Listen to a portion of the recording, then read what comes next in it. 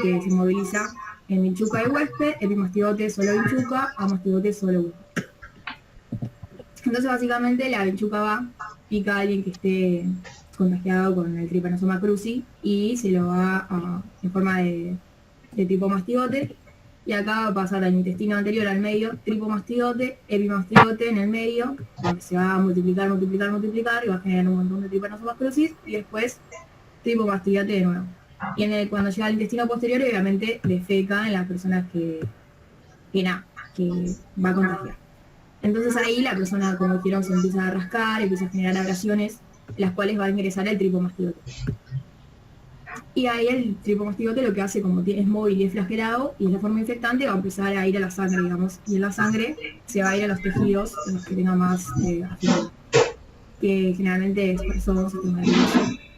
Y lo que hace es ingresar a las células de ese tejido, y ahí se convierten en amastigotes. O sea, cuando está dentro de la célula de huésped, son amastigotes. Y como tenían la capacidad de multiplicarse, se multiplican hasta que hay una necrosis, o sea, la célula estalla y libera lo que serían los tripomastigotes, y ahí los tripomastigotes pueden volver a infectarse y diseminar por sangre de nuevo y hacer de nuevo infectar las células, o directamente ir a infectar células vecinas. Y ahí es cuando, si la vinchuca te pica, básicamente adquiere estos tripomastigotes, porque ya van a estar en sangre, y ahí vuelve a infectar y vuelve a empezar el ciclo, digamos. ¿Alguien tiene alguna pregunta de esto? Porque es súper importante y lo toman. Yo tengo una pregunta. Viste que nosotros decimos, va a los órganos blancos, que sería el corazón y el sistema nervioso central. Pero a nivel del sistema nervioso central, digamos, ¿es en un caso puntual o siempre? Porque después vemos nosotros que es gastrointestinal y corazón nomás, o sea, tipo como patológico. El sistema nervioso es cuando es más crónico y nada, viste que, o sea, no es sistema nervioso central, sino que es, viste, que afectaba las células nerviosas postganglionares de los plexos. Claro, entonces sería eso, como que no es que afecta el intestino, sino que afectan las células nerviosas de los plexos. Ah, el plexo mentérico, claro. Claro, el plexo mentérico y el de Auerbach, que ahí te genera el megaesófago y megacolon, y ahí tendrías como la clínica sí en el intestino, pero no es que afecta a células del intestino, sino que afecta a células nerviosas que te van a dar clínica en el intestino. Perfecto, gracias. No. Bien. Y acá tipo hay, no sé, es una foto del tripomastigote, lo que hicimos hace años, y acá los amastigotes, ven como que los amastigotes son más redonditos y están adentro de la célula y no tienen movilidad, y los tripos tienen el flagelo. Y después, o sea, cosas que te pueden tomar son mecanismos de daños, o sea, como el tripomastigote genera daño. O sea, lo genera por la lisis celular, que obviamente eso lo va a hacer siempre, y por la inmunidad, o sea, la presencia del parásito te genera la inmunidad adquirida, y obviamente el tripomastigote y, bueno, el trypanosoma lo que genera es una inflamación y va a afectar lo que son neutrófilos y eosinófilos, y los mismos neutrófilos y eosinófilos te van a ir a generar la destrucción de las células. Y por otro lado tenemos eso que decíamos con la compañera, eso del daño neurogénico, que es importante, de que te daña las células nerviosas y te genera megaesófago y megacolon, o sea, clínica, saber megaesófago y megacolon.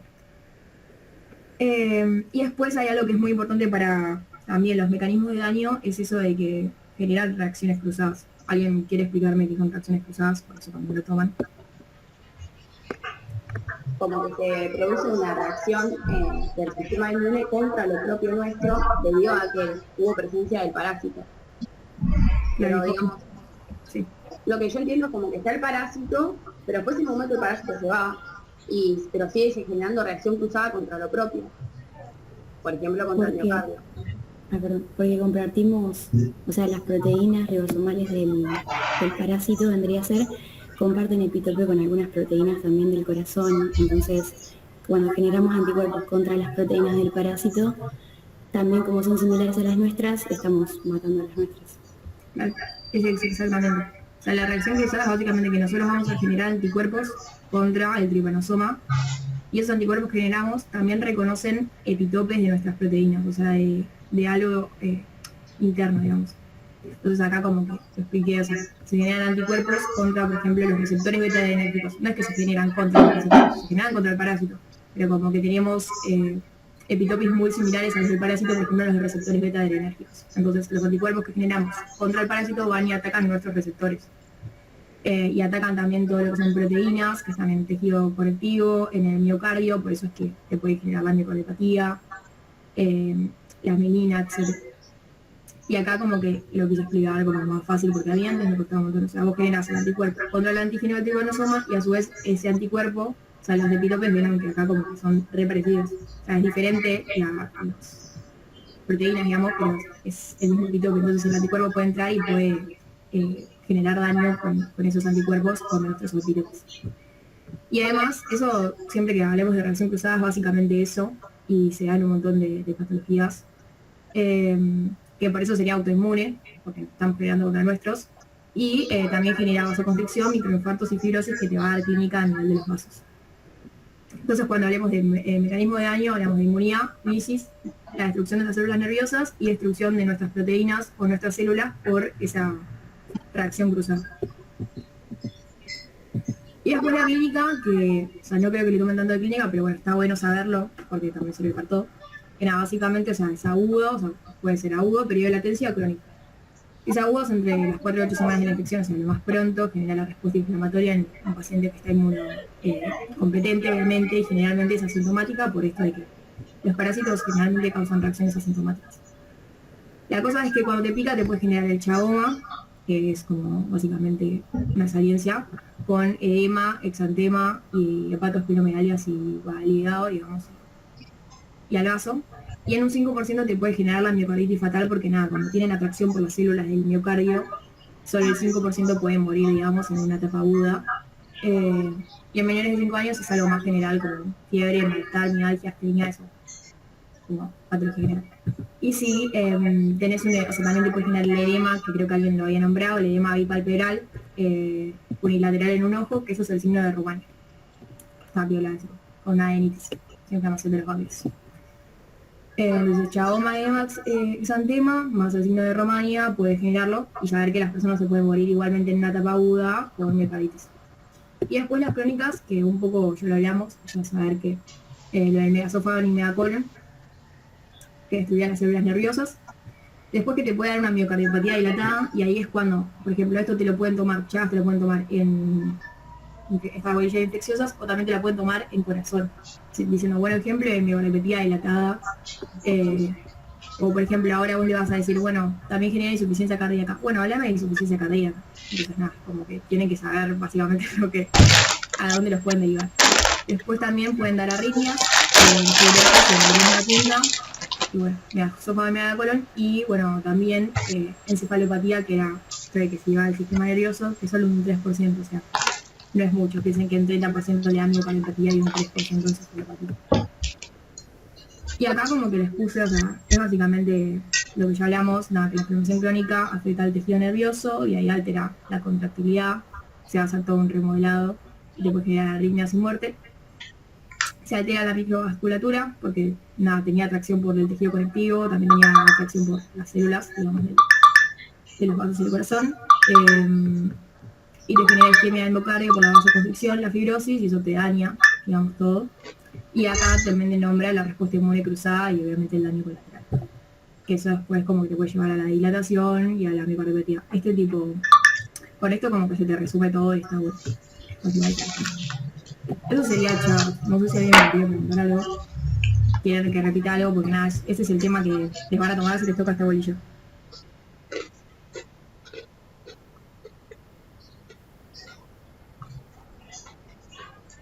No.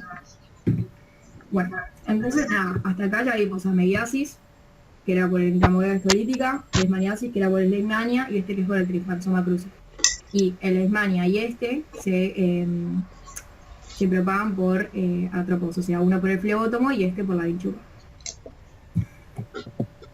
Bien. Y después me olvidé el congénito, que nada, es importante que tiene sus formas de diagnóstico porque era también que podía pasar por vía transplacentaria. Y te causa la hepatoesplenomegalia, que también la tenés en la parte aguda, te retrasa lo que es el crecimiento uterino, el compromiso cardíaco y el sistema nervioso. O sea, básicamente genera lo mismo, pero nada, en el BID.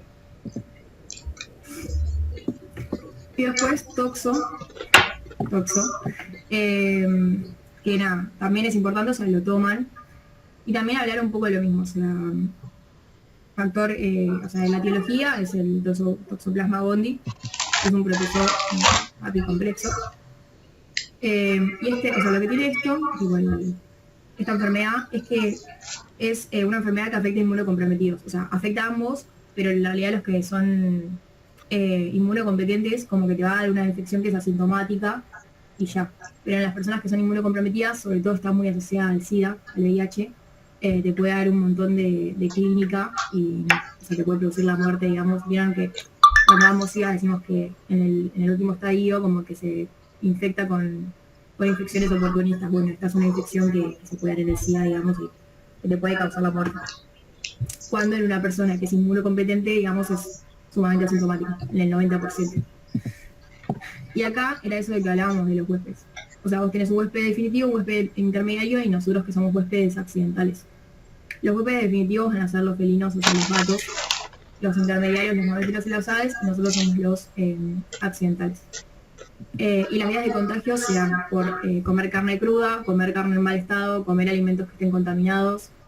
También, o sea, siempre que decimos que o sea, estos van a formar oquistes, que los oquistes serán la forma de resistencia al medio ambiente, que se van a encontrar en el suelo. Entonces, si nosotros tenemos contacto con esos oquistes, nos vamos a infectar. Y también, por ejemplo, si la madre tiene toxoplasma, se lo puede pasar al feto por vía transplacentaria. Y siempre tener en cuenta transfusiones y trasplantes. O sea, si vos transfundís o trasplantas a una persona que tiene toxoplasmosis, obviamente se va a contagiar. Entonces, la patogenia es re parecida a la que vimos en amebiasis. Tenés los oquistes, que se liberan por materia fecal, igual que en amebiasis, que era la forma infectante, y los trófodos, o sea, que es el ciclo intestinal, o sea, va a llegar por la vía fecal oral, que lo liberan los felinos. En este caso nos infectamos nosotros por todo esto que dijimos, trasplante alimentario, suelo, algo contaminado, carnes crudas, y llega al intestino, se libera hasta cubierto y forma el trombozoito.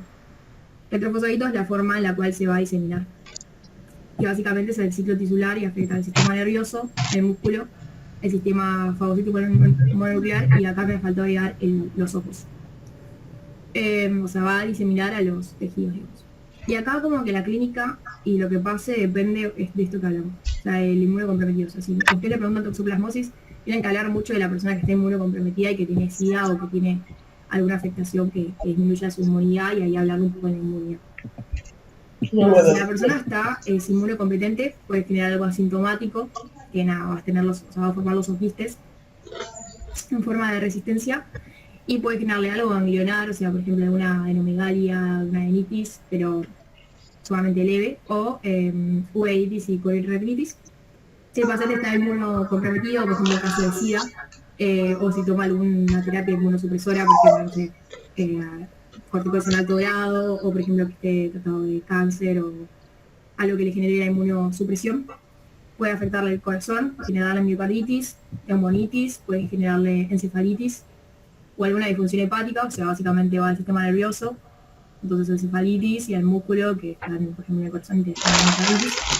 Y obviamente te puede causar la muerte, por ejemplo, las personas que tienen SIDA.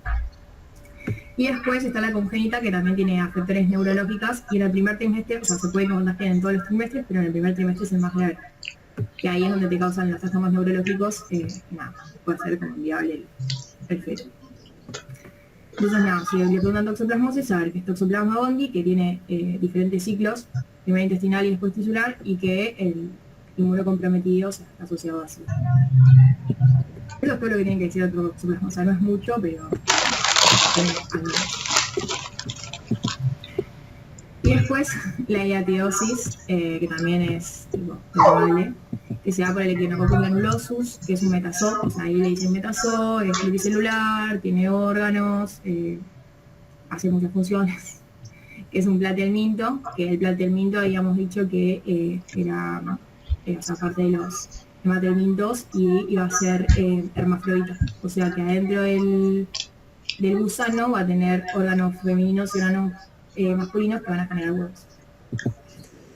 Y acá tenemos lo mismo que en toxoplasma, o sea, nosotros somos el huésped accidental por ingerir estos huevos, pero básicamente tenemos uno definitivo, que es el perro, y uno intermediario, que puede ser ganado ovino, porcino, vacuno, o sea, son nosotros básicamente. Entonces nada, como que el perro va a liberar por la materia fecal, digamos, estos huevos, que después va a contagiar al ganado, o sea, al hospedador intermediario, y nosotros a su vez podemos ingerir estos huevos de manera accidental, por ejemplo, en el suelo o por contacto con el perro. Y ahí básicamente vamos a formar lo que es, o sea, cuando llega al intestino se libera y vamos a formar lo que serían los quistes ciáticos. La característica de de Trichonococco granulosus es que te va a generar como que hidatidez, o sea, quistes o sea, masas básicamente en algunas partes del organismo. Entonces cuando llega básicamente cuando lo ingerimos, digamos, va a llegar a la sangre, de la sangre va a llegar a las venas suprahepáticas y ahí al hígado. Y en el hígado es el principal órgano donde te va a causar estas masas, que las vamos a poder ver por algunos métodos, digamos. Y ahí pues la vena cava, o sea, hígado, vena cava, corazón derecho, pulmón, y ahí nosotros nos podemos volver a ingerir, digamos.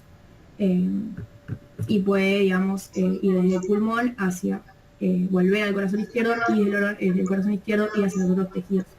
Entonces, nada, saber que acá afecta sobre todo hígado y que puede, digamos, volver al corazón derecho y ahí pocas veces volver al corazón izquierdo. Y esta es tipo el metazoo, o sea, ven, es como un gusano que acá en la parte media tiene como los órganos y acá almacena los huevos y después acá los huevos. No, eso. Es medio complicado, pero nada. Básicamente decir eso, que afecta a hígado, que puede ir al corazón y que puede diseminar hacia por corazón izquierdo hacia todos los tejidos.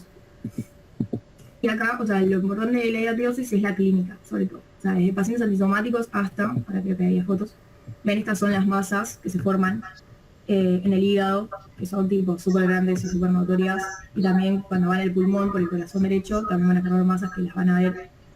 Entonces nada, en el hígado te puede causar estas masas, que son palpables obviamente, y te puede generar el dolor. También te puede, o sea, se puede romper, digamos, y generar abdomen agudo, porque cuando se rompe el quiste, como tiene afuera de una capa, eso genera una reacción anafiláctica porque es tipo alérgeno. Entonces nada, te puede generar una reacción anafiláctica con abdomen agudo. También si va a pulmón, nada, obviamente vas a ver estas masas, y obviamente todo lo que es clínica de pulmón, disnea, tos, asociado a fiebre, y también lo característico, lo patognomónico, que si es patognomónico hay que saberlo básicamente, es que cuando la persona tose mucho puede eliminar lo que es la membrana del quiste, que es como blanquecina, que se da acá, y nada, eso se llama vómica. O sea, lo de la hidatidiosis que se tiene que acordar es lo de la vómica, obviamente el agente etiológico, que se pueden visualizar estas masas que son re notorias, y que bueno, cómo viaja, o sea, desde el hígado hacia la vena cava, corazón, pulmón. Por eso afecta sobre todo hígado y pulmón. Entiendo una pregunta, fui muy rápido. Espera, la vuelta. Creo que quedan un par más. O sea, sé que son un montón y que es como que mucha memoria, pero bueno, nada. O sea, se lo van a saber. Y las últimas dos son la ancilotomiasis y la del paludismo. La ancilotomiasis es por el ancilostoma duodenale, lo más frecuente es que sea por el nefroamericano, y sea también por metazoos, que en este caso se van a hacer nematos. En comparación con el otro que era platenmiento, estos son nematos, o sea, son dimórficos sexuales. Vos tenés la larva macho y la larva hembra copulan básicamente y forman lo que serían las formas de diseminación. Y tienen estos dientes que les van a permitir, o sea, básicamente la patogenia, que es o sea, romper, digamos, las células epiteliales. Entonces lo que tiene es que nosotros, o sea, va a estar los huevos en la materia fecal del hombre, y esos huevos van a estar en el suelo y nosotros nos vamos a contagiar, digamos, porque las personas que usan los pies descalzos van a ingresar por alguna microabrasión, digamos, y van a empezar a subir. Y ahí van a ir, o sea, van a ascender hasta el corazón, del corazón van a ir a lo que será el pulmón, y el pulmón, o sea, como que pueden ascender a todo lo que es de más abajo arriba, tipo bronquios, o sea, bronquiolos, bronquios, tráquea, ascender y ahí dirigirse hacia el intestino. Cuando nosotros nos tragamos nuestros esputos, entonces estaríamos tragando, digamos, lo que son estas larvas. Y en el intestino es donde te va a causar la patogenia. O sea, por estos dientes que tenemos acá, lo van a romper el epitelio, nos van a romper las microvellosidades, y nos van a generar diarrea. Y por otro lado, como es una larva, se va a alimentar de sangre, que te puede generar anemia ferropénica. Entonces, otra, ahí cuando vos decís anemia ferropénica, tenés que tener en cuenta que si decís anemia ferropénica, te van a tomar anemia ferropénica y tenés que saberla, y hemorragias.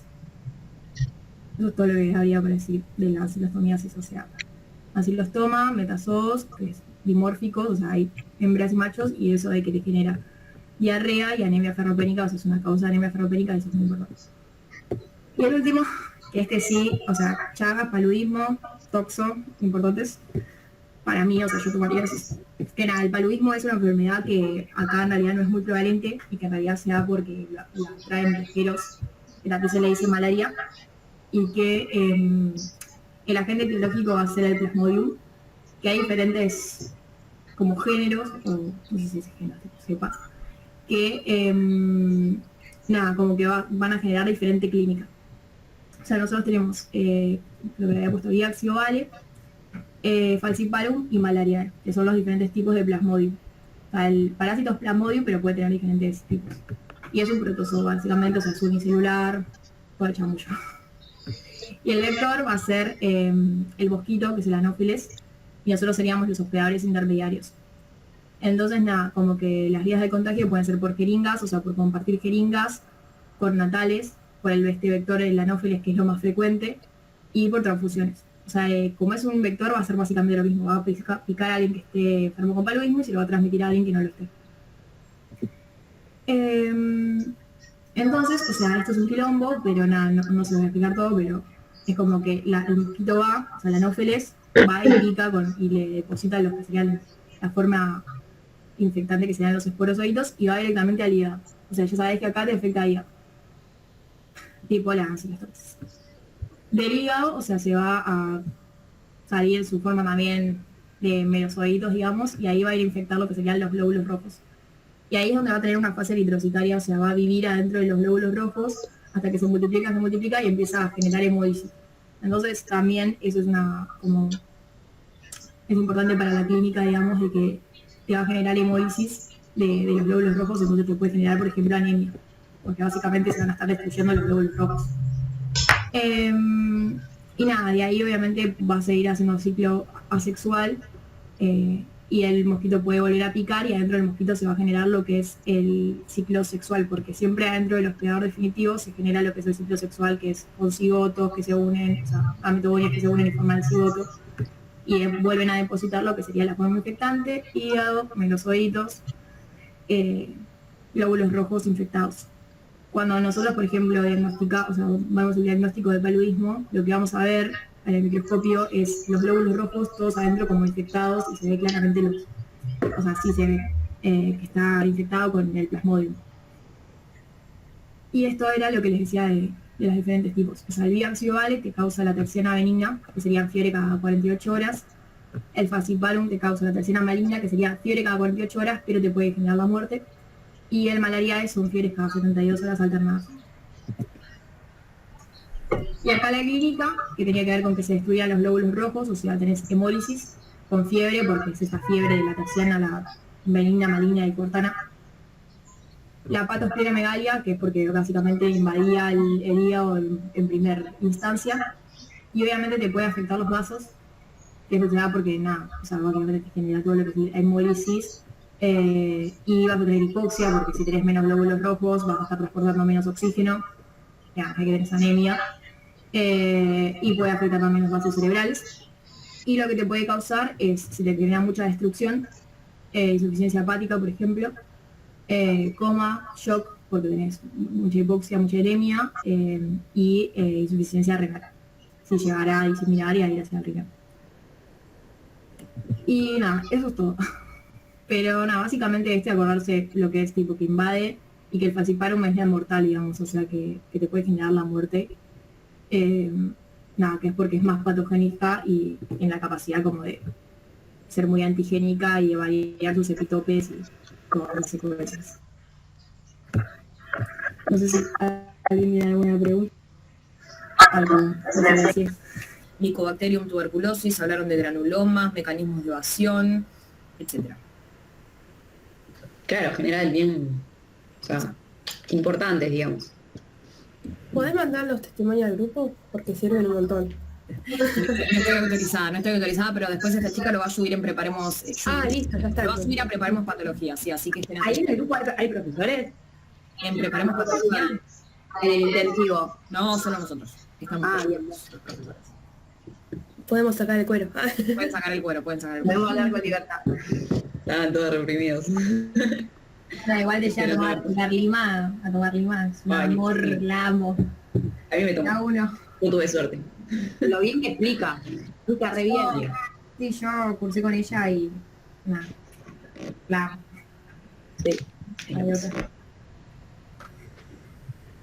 Igual los profes en general son piolas, ¿no? Son Casi todos todos, ¿no? Son todos re Sí.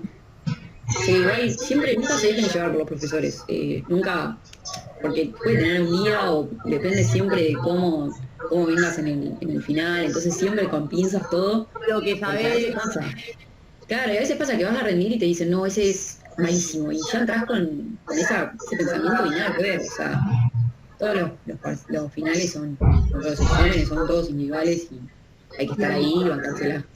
bueno, pero viste que a veces, qué sé yo, tenés 6 años, Sí, tenía algunos porque ya sabía, Sí. medio choto. qué sé yo. No, acá en Pato no les va a pasar eso. Nada más ponerle a yo, bueno, el titular ya no toma más, bueno, ya no es más el titular, es Pinelli, ¿no?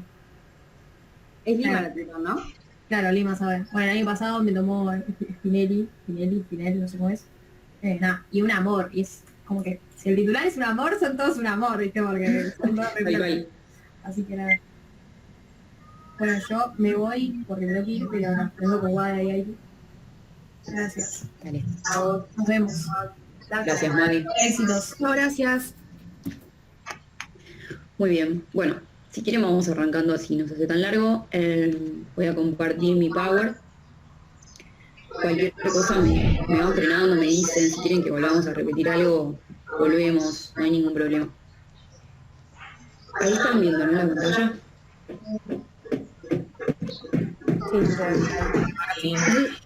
No sé si se escucha que tengo a alguien martillando al lado. Un poco. Ay, sí, no, los odio. No sé qué Pero más. no molesta. O sea, se escucha, pero no es que te tapa la voz ni nada. Claro. Bueno. Entonces, Una pregunta, ¿vos también vas a pasar esto si nos hacemos captura a cada momento? Pues distrae.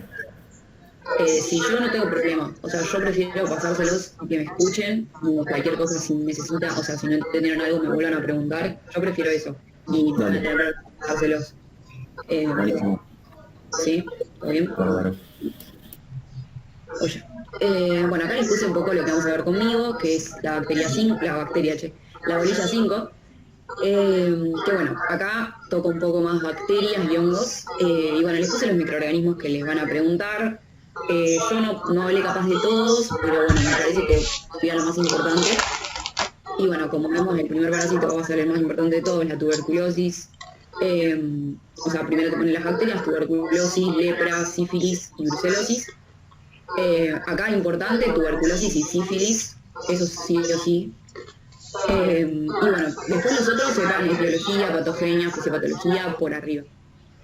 Y acá lo que tienen en particular, la bolilla, es un tema súper importante, que ustedes ya tuvieron inflamación crónica, ¿no? Sí. Acá en el intensivo. Mañana, me parece. No, todavía no. Todavía no, bueno, yo pensé que sí. Pero no importa, igual es algo que es bastante sencillo y lo vamos a estar pasando y mañana lo verán de vuelta. Quedará todo mejor. Pero es que la mayoría de las que están acá van a formar granulomas. Entonces ya en ese momento, cuando ya de granulomas pueden hablar todo lo que saben y bueno, pueden relacionar las patologías con los granulomas que van a producir. Bien, y bueno, después habla un poco de hongos, generalidades, qué sé yo. Importante es saber también el rol de la inmunidad y los agentes oportunistas. También yo me hablé de uno en particular que creo que fue lo mismo bastante, entonces también. Pero bueno, la idea es eso, que se lleven, acuérdense de lo importante que les van a preguntar. Bien, y vamos a arrancar primero con sífilis. También un poco como les decía Mai, siempre sepan patología que causa, en este caso en todos los van a aparecer así.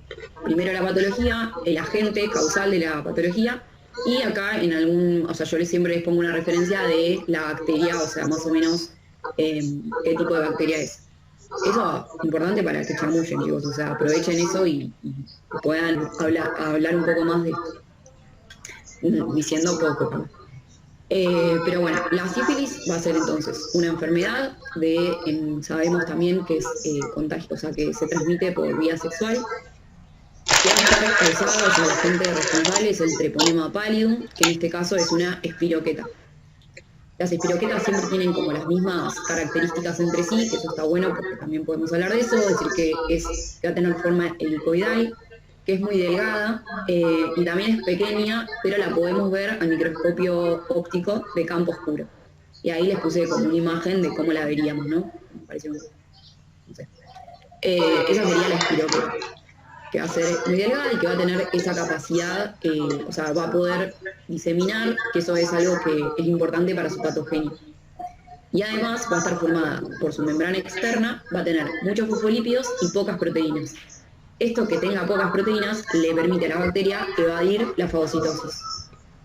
Le va a permitir escapar al sistema inmune y es por eso que va a generar una infección tan latente como es la sífilis, ¿sí? Bien, esto un poco para hablar de la bacteria. La sífilis va a ser la enfermedad que produce, que es una enfermedad crónica de transmisión sexual y que en este caso va a producir unas patologías que son de tipo ulcerativas. Y además, bueno, también la sífilis también se la llama como la enfermedad de las 1000 formas clínicas, o sea, como que es una enfermedad crónica que además tiene muchas formas de presentación, ¿sí? Y bueno, vamos a ver justamente entre las formas de presentación tenemos la sífilis primaria, la sífilis secundaria, terciaria y la sífilis congénita, que es la que se transmite de la madre al feto, por el pasaje que tienen las espiroquetas por la placenta.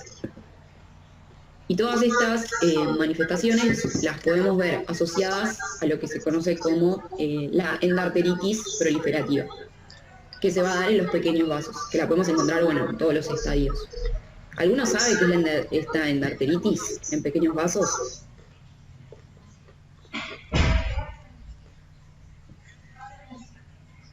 Ya si nos dice endarteritis, podemos decir algo. Inflamación. Sí, es una inflamación. En los vasos, los pequeños vasos, muy bien. Y en este caso, esa inflamación va a estar producida porque hay algo extraño, que en este caso va a ser el treponema, y el treponema se va a rodear de células inflamatorias y va a generar también una hiperplasia de las células endoteliales, que es lo que va a producir esa endarteritis. Y esto que va a hacer que cuando hay mucha inflamación en el vaso se obstruya y eso puede producir isquemia, o sea, no pasa la sangre y esa isquemia puede llevar a la necrosis dependiendo del órgano al que afecta. Bien, esto para saber algo histopatológico que podríamos ver en los pequeños vasos. Bien, hasta acá vamos bien. Sí. Muy bien. Yo necesito que me digan, porque encima no les veo, entonces capaz les voy a hacer redensa, pero para saber si están ahí, capaz me corta el wifi, no sé. Y bueno, un poco la patogenia y los factores de virulencia, en este caso piensen más que nada para relacionarlo con la patogenia, no hace falta que se sepan los factores de virulencia en particular, pero que bueno, va a tener proteínas de membrana externa, adhesinas y lipoproteínas que van a permitir que se adhieran al tejido que afecte, atraigan células inflamatorias y eso genere toda una reacción inflamatoria. Y la hialuronidasa que le va a permitir invadir los vasos. Entonces, bueno, el treponema ya sabíamos, la vía de contagio, la principal es, bueno, la vía sexual, también puede ser congénita, y eso va a hacer que las células, o sea, ustedes infectadas por un huésped enfermo, por contacto con las mucosas, y eso va a producir la adhesión del treponema a las células epiteliales. Se adhieren, se multiplican en la puerta de entrada, se activa la respuesta inmune celular, que en este caso no es tan protectora, pero bueno, en este caso van a ser células que van a estar que van a influir, que son principalmente los linfocitos T, los CD4, principalmente los TH1, que también van a estar colaborando células plasmáticas y los macrófagos. Pero bueno, justamente, como la respuesta inmune celular no puede contener a la bacteria, porque aparte decimos que va a tener forma de evadir al sistema inmune, va a diseminar por sangre y por linfa. Y eso es lo que nos va a producir infección sistémica. Y también puede haber destrucción tisular, o sea, del tejido, por mecanismos inmunológicos, o sea, por anticuerpos. Y esto es lo que decíamos un poco, que la infección persiste y sobre todo va a persistir porque el treponema tiene como la capacidad de hacer recombinación genética de las proteínas de la membrana externa y eso le va a ir permitiendo que varíe su conformación de las proteínas. Y entonces eso hace que el sistema inmune tenga que volver a reconocerlo. Entonces es su forma, digamos, de evadir y hacer que no las reconozcan y poder seguir diseminando. Bien.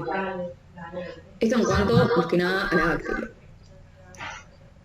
Vamos a ver que va a producir una serie de manifestaciones clínicas que también van a depender del tiempo que transcurre de la infección. Por eso acá les armé como una línea de tiempo para que se lo imaginen. También, bueno, vamos a saber que cuando ingresa el microorganismo aparece lo que es el periodo de incubación. ¿Alguno quiere dar una definición así de lo que es un periodo de incubación? Es desde que ingresa el microorganismo hasta que comienzan los síntomas. Perfecto. Eso, muy bien. Desde que ingresa y aparece el primer síntoma, hablamos de periodo de incubación. Que el periodo de incubación es importante porque ya la persona puede también, en algunas enfermedades, transmitir la enfermedad. En este caso, el periodo de incubación del treponema varía entre 30 a 90 días, pero en realidad aparece aproximadamente 21 días, va a estar presente hasta que aparezca el primer síntoma, y va a haber una intensa respuesta inmune que, bueno, no va a ser protectora. Pero en este caso, nada, no vamos a todavía poder hacer cuantificación de anticuerpos ni nada porque recién ingresa el microorganismo. Va a estar en el periodo de incubación hasta que sea 10 y produce los síntomas. Una vez que tenemos el periodo de incubación, la persona se contagia, adquiere el treponema y aparecen las manifestaciones después de este periodo que decimos que era aproximadamente de 21 días. La primera manifestación clínica que vamos a ver, que es muy característica, es el chancro. El chancro puede estar acompañado de una adenopatía satélite, o sea, en el lugar donde fue la infección. ¿Alguno quiere darme la definición de chancro? Así.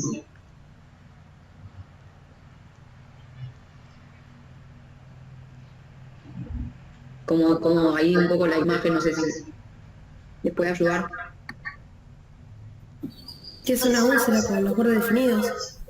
Bien, se dice que es una pápula ulcerada, como que es una pápula también porque tiene como cierta elevación, pero que está ulcerada. Muy bien. Y aparte, es importante el chancro porque va a ser un sitio donde vamos a encontrar presente al treponema, ¿sí? O sea, el treponema va a estar en la lesión. De hecho, en la sífilis primaria, si sospechamos de esta enfermedad, lo que se va a hacer para el diagnóstico es buscar hacer un raspado de la lesión, que sería la lesión activa porque tiene el treponema, raspamos, nos llevamos el treponema y lo vemos al microscopio óptico y con eso podemos confirmar la sífilis primaria. Bien. El tema con el chancro generalmente puede remitir espontáneamente, pero bueno, si la persona consulta, el médico puede darle el tratamiento, que el tratamiento lo bueno que tiene es que el treponema, al ser una espiroqueta, es muy sensible a la penicilina. Entonces se da la penicilina y el chancro puede remitir. Si no, si la persona se deja estar con el tiempo, va a remitir solo, pero no quiere decir que se curó. Y después va a aparecer ya, si prosigue la enfermedad, vamos a llegar a lo que es la sífilis secundaria. Entre primaria y secundaria también pueden haber algunos periodos de latencia en donde no van a haber manifestaciones clínicas, pero podríamos hablar al germen. Y ya después la sífilis secundaria son manifestaciones mucho más generales, aparecen también manifestaciones cutáneas, va a ser en donde vamos a encontrar la mayor carga antigénica y la intensa respuesta inmunológica. De hecho, si sospechamos de una sífilis secundaria, ya vamos a pedir otros métodos más específicos como son los anticuerpos, que igualmente después vamos a ver. Y bueno, si la lesión sigue, vamos a llegar a lo que es la sífilis terciaria. La sífilis terciaria es un periodo que dicen como que no se ve mucho hoy en día por el tratamiento que tiene la sífilis, pero eso no quiere decir que no exista, o sea, sí existe. Yo me acuerdo que una profesora de micro me decía eso, que no digan que no existe el periodo terciario porque existe, no es tan común, pero bueno, puede aparecer. Y bueno, va a ser una inflamación lentamente progresiva, pueden aparecer manifestaciones más específicas. Y acá es muy importante porque podemos encontrar lo que es la neurosífilis y la sífilis cardiovascular. Esto es lo que decíamos, que capaz ustedes cuando hablan de algo puede que aparezca algún término que lo pueden relacionar con otra cosa. La neurosífilis y la sífilis cardiovascular lo ven en cardio, bueno, y en neuro también, la meningitis por treponema y sobre todo la sífilis cardiovascular que producía la aortitis aneurismática, o sea, el aneurisma de aorta, que era por sífilis, el aneurisma sifilítico, decíamos. Entonces es una de las manifestaciones que podemos ver y que puede ser como una excusa para ya hablar de aneurisma, por ejemplo. Sí, así que acuérdense de eso, que todo lo que lo nombren se lo pueden preguntar.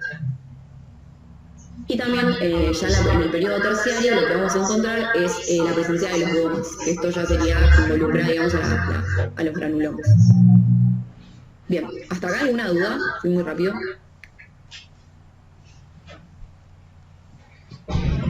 No, bien. Buenísimo. Perfecto. Bien, entonces eso un poco, acá les agregan unas cosas de sífilis secundaria, manifestaciones clínicas. Esto acuérdense que es en la secundaria. La secundaria piénsenla que es como una infección, pero más generalizada a todo el cuerpo. Entonces acá podemos ver otras manifestaciones. Además, que se acompaña de fiebre, astenia, adenopatías, que en este caso ya son generalizadas. Y las manifestaciones cutáneas que pueden aparecer son, por ejemplo, la rociola sifilítica. La rociola es un exantema maculopapular que va a aparecer sobre todo en las palmas de las manos y las plantas de los pies, y también en el tronco. Acá se los puse para que quede gráficamente. Y también, bueno, pueden aparecer úlceras en las mucosas o los que son los condilomas planos. Bien. Bueno, entonces, hasta acá dijimos sífilis primaria, secundaria, terciaria, algo hablamos, y la sífilis congénita, que es la sífilis que va a ir desde la madre al feto, por vía transplacentaria. Generalmente la sífilis congénita puede dar aborto prematuro, muerte neonatal, que es lo más frecuente, o sea, lo más frecuente es que no sobreviva. Pero si el feto, o sea, si nace, digamos, si hay un recién nacido, van a aparecer más mutaciones. Un tip, porque viste que a veces uno no sabe si decir embrión, feto, hijo, hija. Decirle producto, sé que suena horrible, pero es como que te desligas. El producto. Tal cual. ¿Producto de la gestación? Tal cual. Viste, sí, es un tema siempre que nunca sabes cómo decirlo, para que no suene feo. Pero bueno, cuando hay un producto de gestación, vamos a encontrar manifestaciones tempranas que, o sea, manifestaciones clínicas que pueden ser tempranas o tardías. Las manifestaciones tempranas son las que aparecen entre los 0 y los 2 años, y las tardías mayores de 2. Que bueno, nada, básicamente son exantemas ampollares, linfadenopatía y esplenomegalia, la meningitis, coroiditis, la hidrocefalia y convulsiones, y también puede dar discapacidad mental. Eso en los niños entre los 0 y los 2 años. En las manifestaciones tardías ya vamos a ver otras afectaciones que tienen que ver más que nada con la formación o la presencia de los gomas, que al crecer pueden producir la periostitis o la tibia en sable, que sería como una inflamación del periósteo, y también pueden aparecer manifestaciones neurológicas como paresias o otaves dorsal, o sea, afectaciones neurológicas. Y también aparecen las malformaciones dentarias, no sé si habrán escuchado, pero son los molares en forma de mora y los incisivos de Hutchinson, que son como particulares de la sífilis congénita. Y también puede aparecer la sordera. Bien, eso como algunas manifestaciones, para que los tengan en cuenta, o no sé si alguna vez los escucharon hablar. Y bueno, y acá sepan también que el diagnóstico va a ser por la identificación de los antígenos del treponema pallidum. Ya vamos a buscar el treponema por microscopía de campo oscuro, y se usan, las muestras generalmente son de placenta, cordón umbilical, líquido amniótico, o en el caso de que haya habido una muerte, se pueden hacer materiales de autopsia. Y ahí vamos a ver al treponema pallidum. Bien. Bueno, y acá un poco el diagnóstico, esto no es para que capaz es más de micro, pero bueno, para que tengan en cuenta, porque aparte es algo que lo van a ver en todas las materias, además, no solo micro. Yo hace poco cursé dermato, por eso también capaz tengo muy en clara algunas manifestaciones clínicas, pero también te los vuelven a preguntar y está bueno si se les queda, pero bueno, no se enrosquen tampoco. En cuanto al algoritmo diagnóstico, un poco se lo fui diciendo, van a depender de si estamos en una sífilis primaria o secundaria, terciaria o latente. En el caso de sífilis primaria, yo ya les había dicho ¿qué vamos a buscar la presencia como método diagnóstico? A la espiroqueta a partir del chancro. Muy bien. Hacemos microscopía de campo oscuro, si aparece la espiroqueta, eso es positivo, y ya eso nos va a decir que es sífilis. O sea, ya podemos confirmar el diagnóstico. En el caso de que la microscopía de campo oscuro dé negativa, ya tenemos que hacer otra muestra para descartar que no haya, porque puede pasar que haya una baja cantidad de treponemas. Entonces hay que hacer otras pruebas para descartarlo del todo o confirmarlo. Y lo que vamos a hacer es la BDRL, que es una prueba sensible, o sea que con una baja muestra vamos a encontrar muy poco de la bacteria. La BDRL también se usa para lo que es la sífilis secundaria, latente, o la sífilis terciaria, o sea, también se puede hacer en esos estadios. La BDRL es un método sensible, entonces nos va a dar en diluciones. Si hablamos de más de 8 diluciones, hay que hacer otras pruebas para confirmar el diagnóstico, porque la BDRL no es confirmatoria, es sensible, por lo tanto hay que confirmarla con pruebas específicas, y las pruebas específicas serían básicamente buscar anticuerpos contra el treponema, que se llaman, bueno, en este caso, pruebas treponémicas. Si da positivo, confirmamos la sífilis. Si la BDRL nos da negativa, ¿qué hacemos? Bueno, ya podemos descartar que no hay infección. Y si la BDRL nos da menos de 8 diluciones, o sea que nos está dando un valor, pero no tanto como para confirmarlo, hay que hacer el seguimiento y después se vuelven a hacer las pruebas para ver cómo es la infección. Bueno, esto, nada, para que lo tengan en cuenta. Y acá ya vamos a terminar con sífilis, así que no sé si quieren alguna pregunta de esto. ¿Quieren colar una filmina? ¿Se entendió?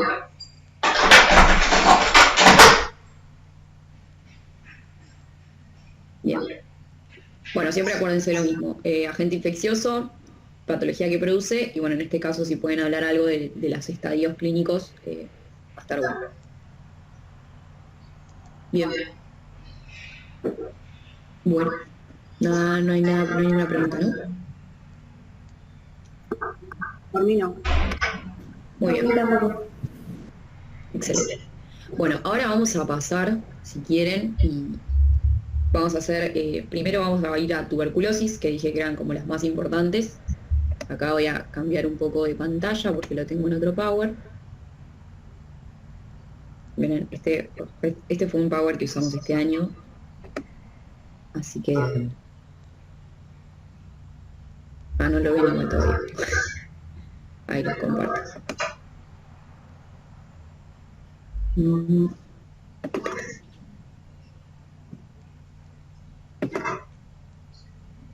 Bien.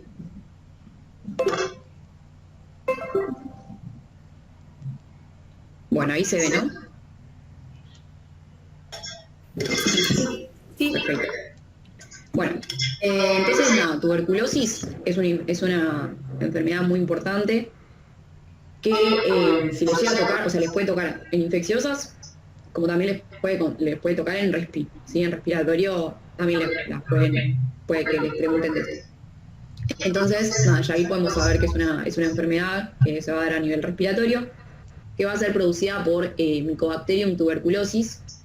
Acá sepan que, bueno, Mycobacterium es una micobacteria, por lo tanto no se va a teñir con la tinción de Gram, sino que vamos a necesitar la tinción de Nielsen.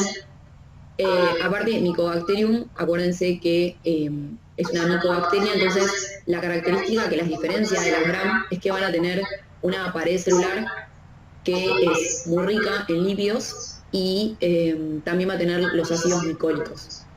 Yo esto o sea, para acordarse, micobacteria viene de ácido micólico, ¿sí? Porque en la pared tiene ácido micólico, por eso es micobacteria. Entonces, gracias a los ácidos micólicos y a la gran pared celular que tiene de lípidos, le va a permitir, o sea, va a ser un bacilo ácido alcohol resistente, o sea, que no se va a poder teñir, o sea, que va a ser resistente al ácido y por lo tanto no podríamos verla por la tinción de Gram, sino que vamos a tener que hacerla de Nielsen. Bien. Bueno, es importante porque es la causa más frecuente de muerte por un agente infeccioso aislado. Es una enfermedad muy prevalente, aunque se parezca que no, y que además está asociada a ciertos predisponentes. O sea, que hay personas en las cuales habría que sospechar la tuberculosis. Dentro de estas personas, bueno, hablamos de inmunocomprometidos, por ejemplo, personas con HIV, el hacinamiento, la desnutrición. El hacinamiento también, piénsenlo como, que bueno, ahora lo vamos a ver, pero que está dado principalmente por la vía de contagio, que la vía de contagio de la tuberculosis es por vía, o sea, por un paciente bacilífero, o sea, un paciente infectado, que va a liberar el bacilo por medio de la expectoración y se transmite por vías, por gotas, digamos, ¿sí? Una transmisión por gotas, por eso es que las personas, al haber mayor hacinamiento, puede que ellos estén más en contacto y por lo tanto sea más fácil la transmisión. También, bueno, personas que tienen desnutrición porque van a tener cierto compromiso de la inmunidad, y también hay otras enfermedades que pueden aumentar el riesgo de padecer la tuberculosis. Bueno, el reservorio de personas que presentan la enfermedad pulmonar activa, sabemos que son los pacientes bacilíferos, y la transmisión directa por germen, directa de persona a persona. Bien. Y bueno, ahí les puse una imagen como para que vean el Mycobacterium, que va a ser con la tinción de 100 linces, se van a ver todo un fondo de azul, por el azul de metileno que se le pone, y las micobacterias se van a ver de color rosado. Bien. Para hablar algo del germen. Pero bueno, vamos a la patogenia, que es lo más importante, que también, bueno, esto es lo que van a tener en cuenta mañana cuando vean inflamación crónica. Entonces, primero ingresa el bacilo por vía respiratoria, se inhala Mycobacterium tuberculosis y va a llegar hacia los alvéolos. Cuando llega a los alvéolos, la bacteria va a ser fagocitada por los macrófagos alveolares, y ahí se va a generar como una competencia, digamos, entre macrófagos y bacteria. Los macrófagos alveolares, acuérdense que lo que hacen es, bueno, fagocitan a Mycobacterium tuberculosis, o le intentan fagocitar, y se la van a presentar a los macrófagos, a los linfocitos, perdón, para que produzcan linfocitos de helper 1 y activen a los macrófagos y puedan liberar el óxido nítrico para poder combatir a la bacteria. El problema es que el bacilo también va a tener, dentro de su componente, de su membrana, va a tener muchos factores de virulencia que van a impedir la unión del fagolisosoma. Entonces van a impedir que la bacteria se fagocite. Y eso es el mecanismo que tienen de evadirlo. Entonces eso permite que el bacilo se replique constantemente.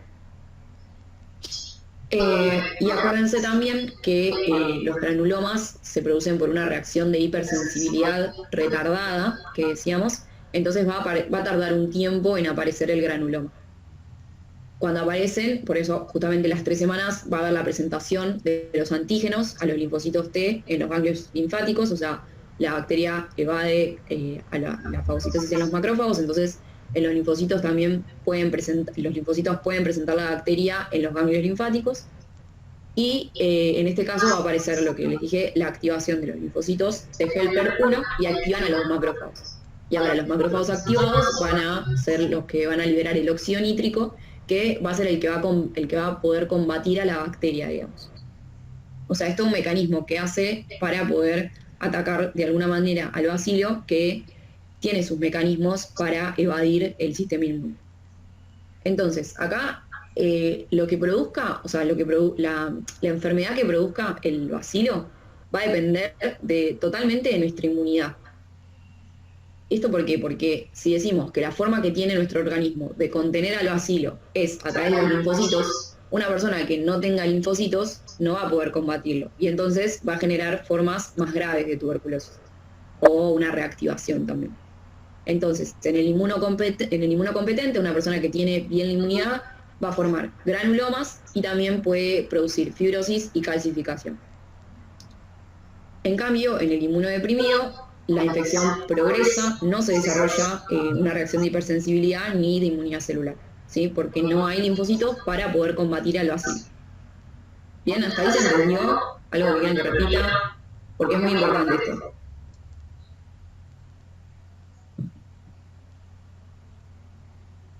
¿Vamos bien? Sí, re bien. Perfecto. Bueno, y acá un poco, esto está sacado del Robbins, es más que nada las manifestaciones clínicas que nos puede dar dependiendo también del estadio en el que nos encontremos. Sepamos, bueno, que vamos a tener una infección primaria. Generalmente la infección primaria es asintomática, ¿sí? O sea, no produce ningún síntoma. Y bueno, puede que se forme este complejo primario que habíamos hablado, en donde vamos a tener la lesión a nivel pulmonar, o sea, el granuloma a nivel pulmonar, un granuloma que se produce en un ganglio linfático, porque eso es, por la presentación de linfocitos, y además también puede estar afectada una vía linfática, Eso se llama como linfangitis. Esas 3 cosas que forman un complejo, ¿cómo se llama? De Von. Bien, complejo de Von, sepan. Una lesión pulmonar, un ganglio afectado y una vía linfática afectada. Todo eso genera el complejo de Von. Bien, esto puede que, como dijimos, una persona que tiene una buena inmunidad puede hacer un granuloma, caseifica, fibrosis y genera una cicatriz en el pulmón. Y esa lesión puede quedar curada. Eso sería más que nada una tuberculosis primaria que digamos se cura por la fibrosis y si tenemos una buena inmunidad. Aunque también puede que esos microorganismos queden latentes, ¿sí? O sea, estén presentes, pero sin producir ninguna enfermedad. También está lo que es la tuberculosis primaria progresiva. A ver, voy a marcar acá, yo encontré el punto láser. Y en algunos casos la tuberculosis primaria puede producir una forma progresiva. Que esto sobre todo se va a dar en personas que no se vacunaron por la BCG o en inmunodeprimidos. Y eso va a tener sobre todo una diseminación hematógena que va a ser la responsable de producir neumonía por tuberculosis o también puede dar meningitis. Eso en el caso de que vos no tengas una buena inmunidad y no lo puedas controlar, que es lo que se conoce como tuberculosis primaria progresiva. Bien, y en la mayoría de los casos decíamos que queda una infección latente que puede, o sea, va a quedar el granuloma pero contenido. Y puede que por alguna circunstancia, ya sea endógeno o exógeno, por ejemplo, una persona que tiene una enfermedad que le va a disminuir las defensas, una persona que se infecta con HIV, o bueno, alguna circunstancia que disminuya las defensas del huésped y haga que la bacteria empiece a reproducirse, va a producir lo que es la reactivación que lleva a la tuberculosis secundaria. O también puede que la persona, en vez de reactivar lo que ya tenía, puede que se vuelva a infectar, o sea, que vuelva a entrar en contacto con el bacilo. Y en este caso va a dar lo que es la tuberculosis secundaria. Que la tuberculosis secundaria ya en este caso va a ser una diseminación que puede ser ya sea pulmonar o puede ser extrapulmonar, pero la tuberculosis va a ir hacia otros órganos.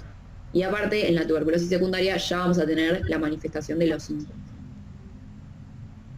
Entonces, bueno, por un lado, la tuberculosis secundaria va a haber diseminación a otros órganos. Y en el caso de que no se pueda resolver, la tuberculosis secundaria va a llevar a una tuberculosis secundaria progresiva. Que en la tuberculosis secundaria progresiva ya vamos a tener la enfermedad también más diseminada, o sea que va a ir hacia otros órganos. Y bueno, sepan que los órganos más afectados son hígado, vaso y médula ósea. Y va a producir la diseminación hematógena masiva, que es lo que produce, o lo que se conoce como la tuberculosis miliar, ¿sí? Bien, entonces eso ya, cuando hay diseminación miliar, el bacilo va a ir hacia otras localizaciones, y bueno, eso es lo que sería una tuberculosis secundaria progresiva, y también acuérdense que en la tuberculosis secundaria lo que puede aparecer es la formación de las cavernas, ¿sí? Que en las cavernas va a estar presente el bacilo y puede, digamos, ya el paciente puede contagiar también. Bien. Bueno, acá, esto es lo que apareció, decíamos que la tuberculosis miliar se llama miliar porque es parecido a un grano de mijo. Nada, me acuerdo que cuando vimos la clase pusimos esta foto para que vean cómo son los granos de mijo, pero nada. Y cuánto sale el mijo por kilo, por si a alguno le interesa. Para que sepan que es mijo, nada. Bien. Pero bueno, lo más importante es que es lo que vamos a ver histológicamente, ¿sí? Que es una reacción granulomatosa. Bien. Bueno, yo acá contaba con que hayan visto la clase de crónica, pero nada. Vamos a tener una reacción granulomatosa que en el caso de la tuberculosis es una infección gaseosa, o sea, puede ser gaseosa o no gaseosa, en realidad, que es eso que se ve como un aspecto de queso que dicen, pero bueno. Que la reacción granulomatosa va a estar dada en el centro. Se va a formar todo lo que es el granuloma y vamos a ver qué vamos a encontrar en el centro del granuloma. La bacteria. La bacteria, muy bien, el bacilo, perfecto. Va a estar en el centro, vamos a encontrar entonces al bacilo y se va a formar todo lo que es la reacción granulomatosa alrededor. Que bueno, como ya dijimos, Los bacilos son presentados a los linfocitos T que van a producir, van a activar a los macrófagos y que van a producir el óxido nítrico para destruir a los bacilos. Esos macrófagos, los macrófagos activados los podemos ver formando lo que son las células epiteloides, y a su vez esas células epiteloides se pueden agrupar y pueden formar otras células más grandes, que acá las imágenes las vamos viendo. Esa, por ejemplo, es una célula gigante que va a estar formada por múltiples células epiteloides, ¿sí? Entonces tenemos células epiteloides, las células gigantes, que son estas células epiteloides agrupadas con macrófagos activados, y por fuera vamos a ver todo lo que es una reacción de fibroblástica, o sea, vamos a ver la reacción de linfocitos y una reacción fibroblástica que rodea al granuloma. Y acá se va a formar este granuloma. ¿De qué tipo es el granuloma? Inmune. Inmune, perfecto. Bien, o sea, eso bien simple, o sea, relaciónenlo. Si tenemos una bacteria en el medio, bueno, va a ser inmune, o sea, no es algo antigénico. Bien, entonces ya acá pueden hablar de granuloma y mezclar, digamos, la patogenia con la infección. Bien. Bueno, ya terminé esto. Entonces, acá un poco con lo de la clínica, en la tuberculosis primaria puede ser asintomática y en la tuberculosis secundaria ya van a aparecer otros síntomas más generales, como bueno, fiebre, decaimiento, sudoración nocturna, malestar general, tos también pueden aparecer, y también bueno, puede aparecer otras manifestaciones extrapulmonares. Y no se olviden que también puede aparecer la hemoptisis, que es la expectoración de sangre en los pacientes bacilíferos y que sobre todo tienen cavernas. Bien. Bueno, y esto, para el diagnóstico sepan que vas a tomar la muestra de esputo, que vas a buscar al bacilo, por eso se llama baciloscopía, vas a hacer la tinción de 100 Nielsen para buscar al bacilo. También está la prueba de Mantoux, que va a verificar la reacción va a ver que si nuestra inmunidad puede generar una reacción frente a la presencia del bacilo, porque en la prueba de Mantoux lo que se hace es se inyecta la tuberculina, que es una proteína del bacilo. Entonces se ve si nosotros tenemos inmunidad para, sobre todo, responder a ese antígeno. También, bueno, es para ver si la persona presenta o no la enfermedad. Y ahí, bueno, se hace la inyección intradérmica, se inyecta la tuberculina y se esperan 48 y 72 horas. Y ahí se va a ver que se va a producir una induración y vamos a medir el diámetro de la induración. Si es menos de 5 milímetros, podemos decir que es negativo, o sea que no hay infección, o también puede que vos, al no tener inmunidad, no estés respondiendo frente a la tuberculina. Por eso podemos detectar una falla en la inmunidad. Si la prueba de la tuberculina nos da negativa o menor a 5 milímetros.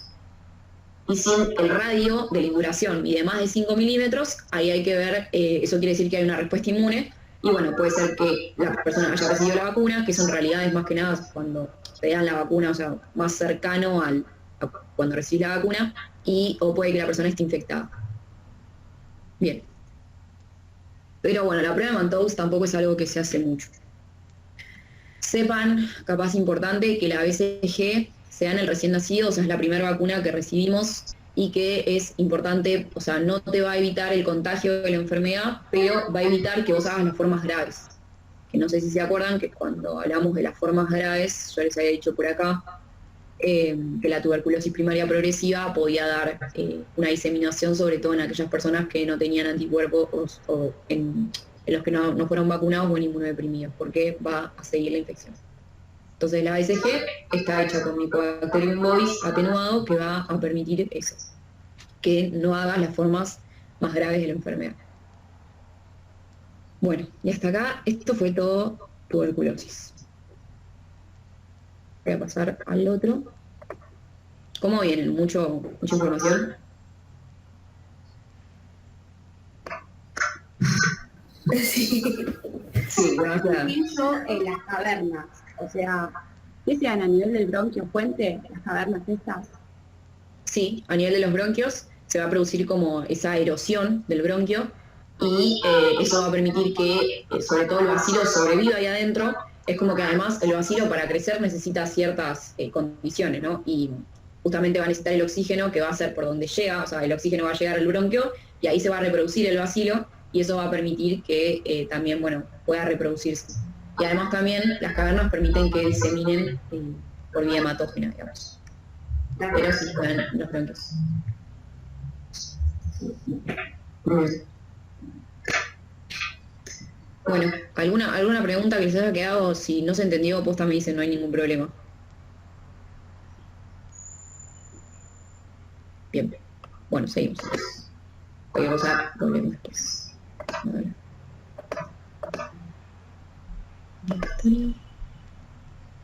Bueno, y ahora volvemos a otras enfermedades. Ya hablamos de las más importantes. Perdón, ¿Sí? que interrumpa. Es que yo estaba Ahí está. hablando hoy, pero no se escuchaba porque no me andaba el parlante, el micrófono, me parece. No, decime. Perdón, a mí lo que no me queda muy claro, o lo que no logro entender, que siempre me costó, es lo que recién una compañera preguntó de la caverna. ¿La caverna se formaría por la reacción granulomatosa o no? ¿O no? Es otra cosa. O sea, sí, la caverna va a estar dada más que nada cuando ya aparecen estas formas, digamos, secundarias, pero sí es por destrucción, digamos, del bronquio. O sea, es el mismo bacilo el que destruye el bronquio, entonces queda formada la caverna. Por destrucción. Bien. Perdón, es en realidad, vos acordate que el bacilo en realidad no hace nada. O sea, el bacilo es casi re inocuo porque no tiene muchos mecanismos patógenos el bacilo. Lo que produce todo el daño es la respuesta inflamatoria. O sea, lo que destruye la pared del bronquio es el mismo proceso granulomatoso que se lo termina comiendo. Bien. Y los inmunodeprimidos casi que no desarrollan cavernas, porque ya directamente hay infección diseminada. Claro. Eso quería preguntar. Quería preguntar si en los inmunodeprimidos se formaban granulomas también. Formarse sí, porque en realidad acuérdense que el gran problema de los inmunodeprimidos son los linfocitos TCD4, que obviamente afectan a todos, ¿sí? Afectan a todos la respuesta celular y humoral. Pero puede haber una respuesta menos eficaz, menor cantidad de granulomas y granulomas que no cumplen su objetivo. O sea, la idea del granuloma, como decían seguramente las chicas antes, es aislar al microorganismo. Entonces acá tal vez se forma un granuloma, pero medio pelo, porque la corona de linfocitos no se va a desarrollar del todo. Junto con la lepra son los únicos dos que hacen granuloma con casitis central, ¿no? Sí. Que igualmente no es patognomónico, por eso también dicen que no es patognomónico, porque también lo podemos ver en otros lados. Muy bien. Y perdón, yo termino porque quiero terminar de entender que me cuesta mucho. Después de que en la secundaria se formó la caverna, bueno, por toda esa reacción que estamos hablando, se genera la reacción granulomatosa y ahí podemos ver los granulomas, ¿o no? En la secundaria. O sea, los granulomas los podemos ver desde la infección primaria. Claro, digamos. de la primaria. Sí. Ok, listo. Sí, en la primaria ya lo vamos a ver, lo que pasa es que es más que nada a nivel pulmonar y capaz no presenta tanta manifestación clínica. Pero sí, el granuloma va a estar desde el momento, o sea, siempre obviamente dependiendo de tu inmunidad, pero bueno, es eso que decimos, que en realidad sí va a haber un granuloma, capaz no va a tener tantos linfocitos ni va a ser tan bueno como si tendríamos toda la inmunidad. Pero sí, el granuloma pienso yo que es una forma del organismo de defenderse frente a un bacilo que tiene un montón tiene formas de escapar al sistema inmune. Entonces vos de alguna manera tenés que controlar la infección, justamente para evitar esto que se disemine. Entonces la forma es el granuloma, que de hecho hay gente que tiene la infección. Yo, por ejemplo, mi mamá tuvo tuberculosis, si parece algo que cuento, porque ella lo tuvo y se fibrosó y está ahí, y va a vivir toda la vida con esa lesión, y capaz no va a volver a tener nunca la tuberculosis, ¿sí? Es como que eso, va a depender mucho, es muy importante el rol que tenga la inmunidad. También por eso una persona inmunodeprimida o que a lo largo de su vida tiene algún problema así, puede reactivarse también la infección. Pero digamos queda para siempre ahí como el granuloma y si por ejemplo, no sé, le dan algún inmunosupresor, se le puede activar. Claro, o sea, va a quedar ahí siempre. O sea, vas en la placa y podés ver la fibrosis, por ejemplo, en el pulmón. Pero bueno, Claro, eso. Cuando se fibrosa o calcifica, tipo, ahí no puede reactivarse o también puede reactivarse. sí, o sea, puede llegar a producir la cicatriz y en algunos casos se va a reactivar y en otros no. Pero eso capaz depende sobre todo de cómo persista, digamos, tu inmunidad. Ah, claro, listo. Gracias. Bien. Pero sí creo que ya cuando ya hay una fibrosis tan marcada y cuando pasa mucho tiempo, yo supongo que no es raro que se reactive.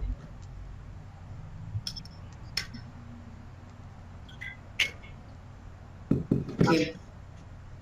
O sea, en el caso, ponele, de tu mamá, no tenía ninguna enfermedad de base ni nada que la esté inmunosuprimiendo, ¿no? Claro, por ahora no, Se nada. contagió. Claro, sí, se contagió cuando era chica, tenía la BCG, entonces tampoco hizo ninguna forma grave. Y nada, fibro, tipo, quedó ahí. Y Se no resolvió. más nada. Y no sé, también ponerle es asmática y nunca tuvo problema con eso. O sea, es eso, puede haber una infección que cura, cicatriza y queda. Pero bueno, capaz el caso justo de mi mamá es muy particular y no sé, es el único que tengo contacto, así que. Pero es muy raro porque yo cuando leí me dijo, sí, yo tuve tuberculosis. Me pareció rarísimo porque no es algo ni en el medio ni nada en común. Pero bueno, hablando de eso me dijo que sí, que lo tiene ahí, que no le pasa nada. Tipo, te hace una placa y capaz está o no. O sea, depende del tiempo, eso pasa un montón de tiempo. Entonces, imagínate, capaz, ya, ni es un Perdón, problema. un pequeño comentario random. Hay un montón de tuberculosis en todos Sí. lados, pero lleno, chicos, lleno. El tema es que hay mucho estigma en general. A ver, si alguien dice tengo tuberculosis, es como que roñoso, lo asocian enseguida con hacinamiento, con roña. Como el VIH. Claro, con HIV. Es exactamente lo mismo. Entonces mucha gente no lo dice. Yo tuve 3 compañeras en la facultad que tuvieron tuberculosis por viajar en el TALP, por ejemplo, o por exponerse a los pacientes en el hospital, en el San Juan de Dios. Es súper común, es súper frecuente y está en todos lados. Y no discrimina según estatus económico. A ver, obviamente es mucho más frecuente en pacientes que conviven en hacinamiento, por ejemplo, o que no tienen las condiciones higiénico-dietéticas correctas, pero conozco gente que está, perdón la palabra que voy a decir, cagada en vida, chicos, que tuvo tuberculosis, o sea, no Come bien, tiene su propia habitación. come bien, tiene la casa para ellos, para ellos solos, tienen ropa de aguada, cosas completamente paradójicas y tienen tuberculosis, o sea, en Argentina es muy, muy frecuente, muy frecuente. Sí. Sí, me acuerdo que yo todavía no pude hacerlo, pero mucha gente de mi edad que hizo guardias y eso, estaban sorprendidos, me decían, hay un montón de casos, o sea, y también de sífilis, eso, sí, estaban sorprendidos de la cantidad de casos que hay. Sífilis, sí, sífilis. Bueno, yo que hice guardias el año pasado y ahora también, a ver, sífilis, pero creo que por guardia 2 por guardia 24. Encima es una enfermedad que, bueno, se puede, digo... Y bueno, secundaria, ¿eh? todo lo que tiene, ¿no? Claro. Y tuberculosis un montón, pero pacientes que, por ejemplo, consultan con un cuadro de una neumonía aguda y le haces una plaquita y tienen un montón de lesiones. Y pacientes jóvenes que obviamente no sospecharías un primario, un tumor o una metástasis. Capaz lo haces más pensando en una neumonía, capaz. Y Es que a veces ocurre que se termina superponiendo los cuadros. La misma tuberculosis hace que se facilite la infección por un neumococo, por ejemplo, y ahí es cuando le diagnosticas. Porque la mayoría de las tuberculosis son bastante asintomáticas. Sí, el mayor porcentaje es asintomático, ¿no? Sí, o tal vez el paciente está cansado. Pero a ver, tipo pandemia, o sea, ¿quién no está cansado en pandemia? Bueno, perdón, me callo, ya está. No, está bien ahí. Qué pesada. Vos- Ella quería vos festejar. metete. No, vos metete cuando quieras. Ayer te hablamos, te habló una amiga ahora, creo. ¿Quién me habló? Luego nos pudimos presentar, qué sé yo, te hablamos a vos, me parece. O a otra de las chicas, no sé cuál de las dos. A Sherry seguro, a Sherry le mandaron. Ah, capaz No, que a mí no me mandaron. Sí, a vos. No me mandaron porque si no les habría mandado un audio de 7 minutos. Tipo, no. El que sí, nos mandaron un audio largo. Bueno, chicas, perdón, me callo, basta. Porque si no, No, por favor. Ya terminamos. Bueno, vamos a seguir entonces con las que quedan. No, estoy diciendo mal. Pero pregunten, obvio. Bueno, volvemos al otro Pablo.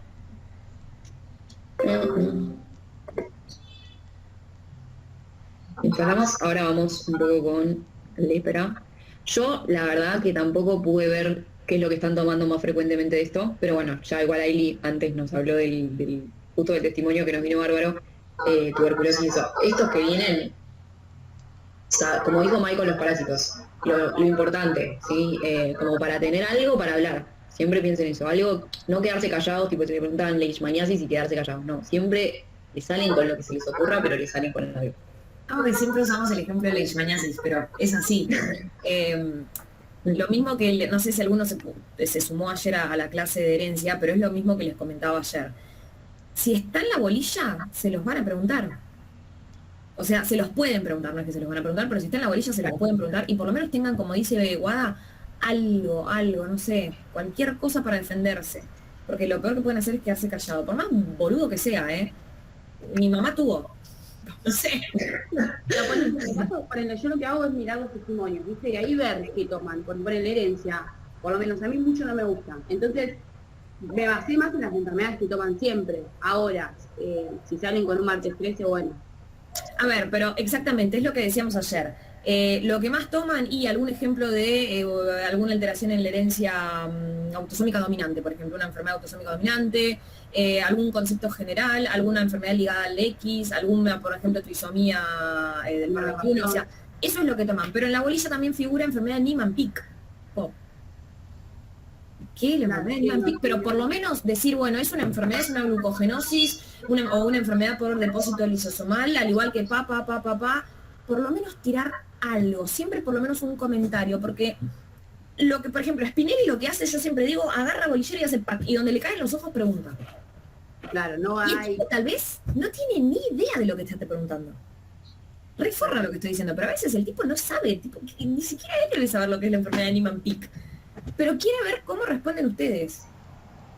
Y eso se hace siempre, chicos, hasta luego yo tomando parcial, o sea. De tomar así... Sí, de ver, pero para ver cómo responde el alumno. Bien. Bueno, a ver, perdón. Yo estaba basando más que nada en lo que más de los testimonios preguntaban y pensé que como que preguntaban las cosas más importantes de la bolilla, pero ahora que me dicen que preguntan capaz un popurrí de todo. Y a ver, las chances de que te lo tomen son ínfimas, pero te lo pueden preguntar. A ver, por ejemplo, aprovecho y lo digo ahora, porque lo veo que está Luca acá, que ya... ¿Estás ahí, Luca? ¿Me escuchás?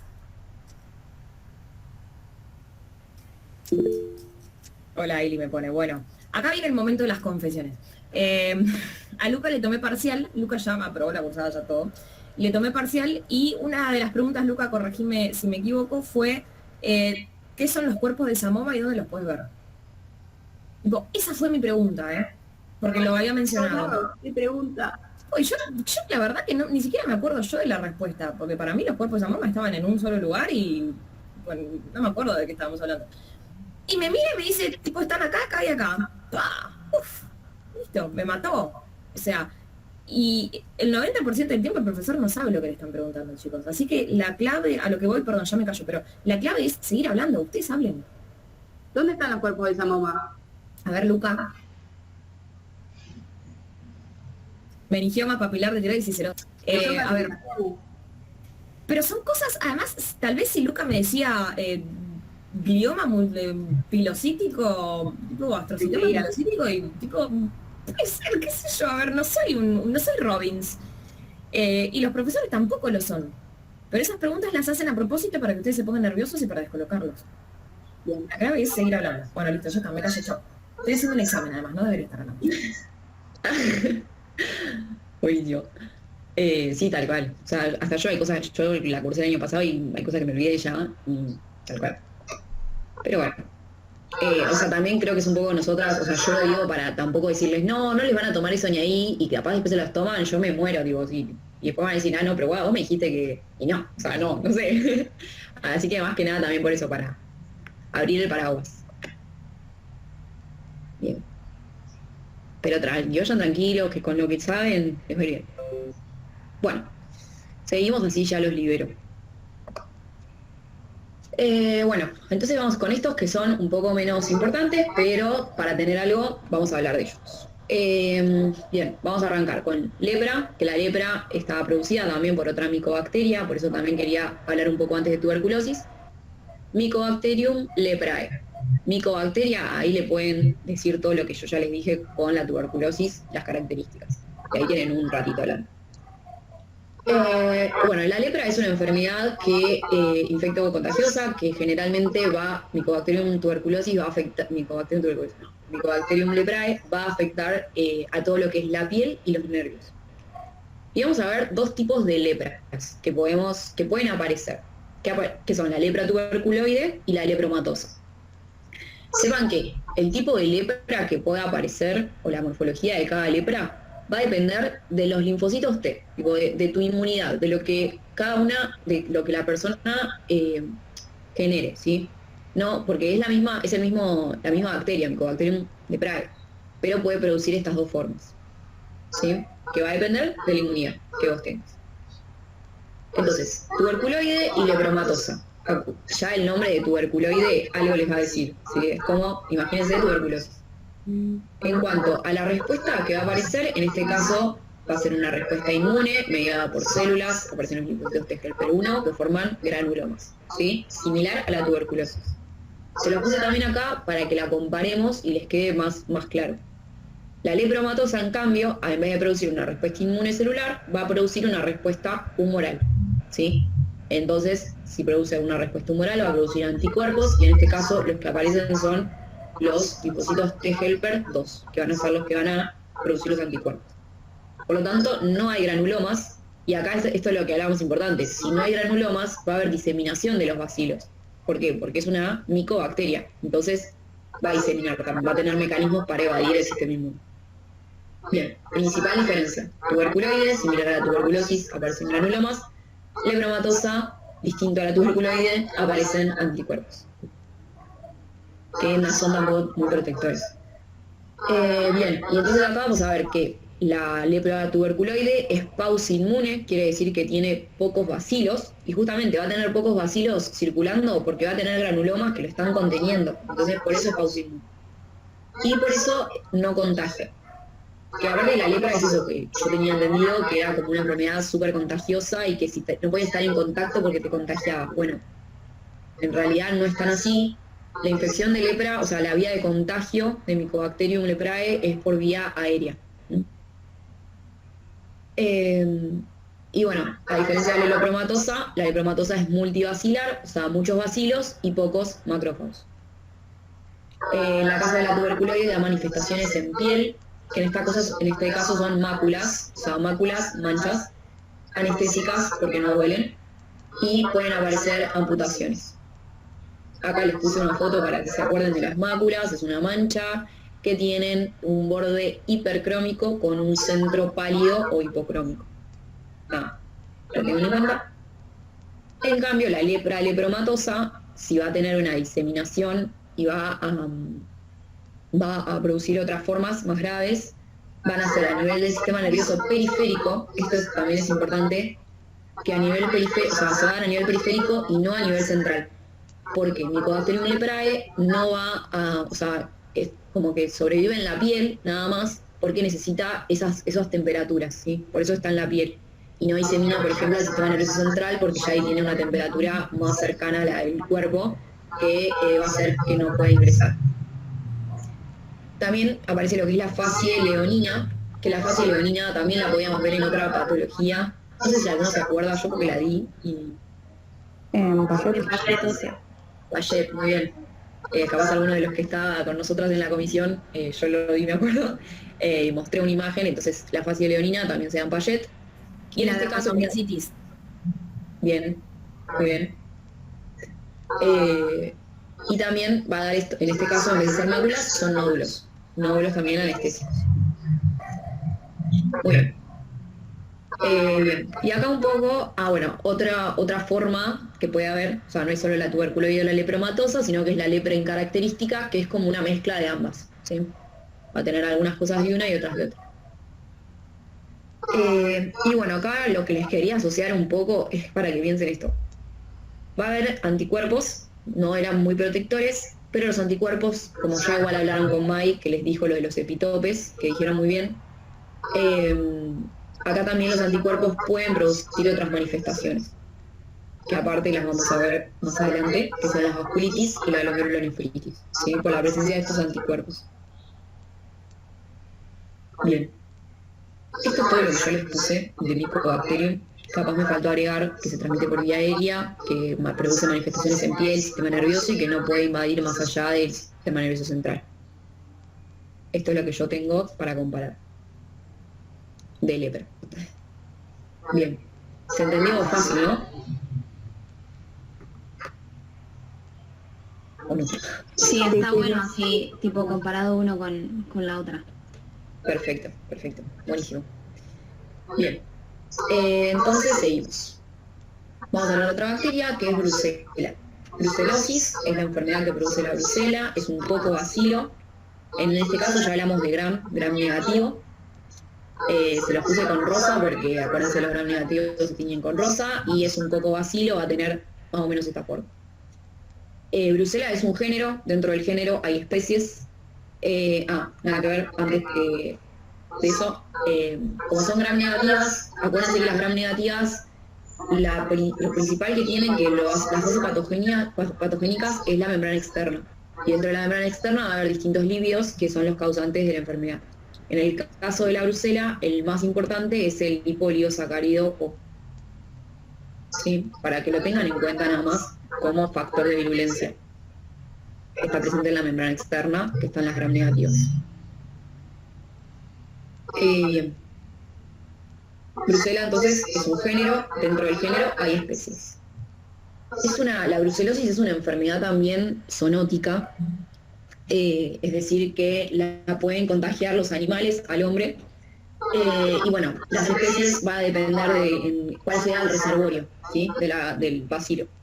En este caso, bueno, la especie Abortus aparece más que nada en vacas, Mielitensis en cabra y Sioux en cerdos, que son como las más importantes. Y bueno, sepan que va a estar en áreas rurales, ¿sí? Principalmente porque es donde van a tener contacto con estas especies. Bien. Bueno, y la brucelosis es una enfermedad febril, sistémica, que también se conoce como la fiebre ondulante o la fiebre malta, ¿sí? ¿Alguien iba a decir algo? Escucho con el micrófono. Bien. Y nada, va a evolucionar una enfermedad febril sistémica o la fiebre ondulante, que es una fiebre que va a tener, periodos de fiebre y periodos afebriles, ¿sí? Bien. Por ejemplo, a la noche tienen fiebre y a la mañana se va la fiebre y a la tarde vuelve a aparecer. Entonces, por eso también se denomina fiebre ondulante. Bien. Bueno, como les dije, es una zoonosis. El contagio va a ser por contacto, puede tener muchas formas de transmisión, puede ser por contacto directo con secreciones o excrementos de los animales, que también van a ingresar porque puede haber alguna lesión en piel y las mucosas. O también puede haber otra forma, que es por inhalación, que eso generalmente se da en los laboratorios, no es tan frecuente, o por digestión, por el consumo de estos animales que estén infectados. Se contagia, ingresa a Brucella y Brucella, se replica, va a ir hacia los ganglios regionales. En los ganglios regionales va a ser englobada por los neutrófilos. Brucella es una bacteria intracelular facultativa, o sea que necesita estar dentro de la célula para poder crecer. Bueno, en realidad facultativa puede estar en ambos lados, pero va a ser englobada por los neutrófilos. El tema es que tiene también sus formas, sobre todo por el lipolisacárido O, que le va a permitir evadir al neutrófilo, y en este caso va a producir lisis del neutrófilo.